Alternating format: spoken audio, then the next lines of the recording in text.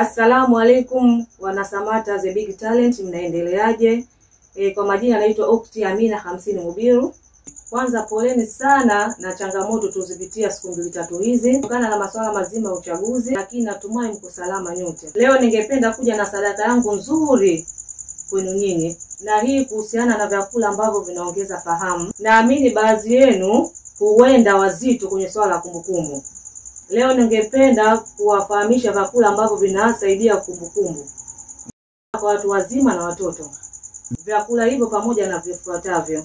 Cha kwanza ni matunda ambayo ni aina mananasi. Mananasi yanasaidia sana kuhusu kumbukumbu na wepesi wa kufahamu na kuleta kumbukumbu haraka. Unapoingia msimu, tujitahidini kununua sana mananasi na kuyala. Yanasaidia wepesi wa kumbukumbu.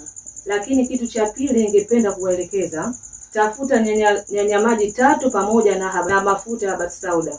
Sisage nyanya hizo 3 kwenye blender, kisha juisi yake uchanganye na mafuta ya batsauda matone 10. Baada hapo utakoroga vizuri, kisha tumia kunywa asubuhi na jioni kwa muda wa siku 7 au siku 11. Utaona faida yake.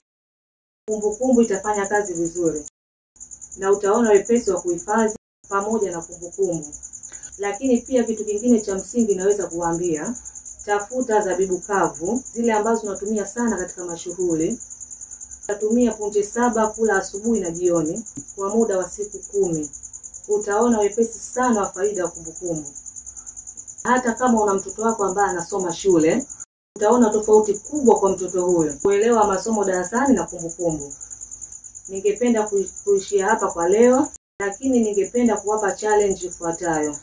Simeshajifunza Fatiha na Kisla. Naomba mniandikie maneno haya yafuatayo kwa Kiarabu ili nijue kwamba mmeelewa. Halima na Hamisa ni wawili, ni watata sana. Narudia tena, Halima na Hamisa ni wawili lakini ni watata sana. Badilisheni maneno haya kutoka kwa Kiarabu. Nawatakia darasa njema. Asalamu alaykum wa rahmatullahi wa barakatuh.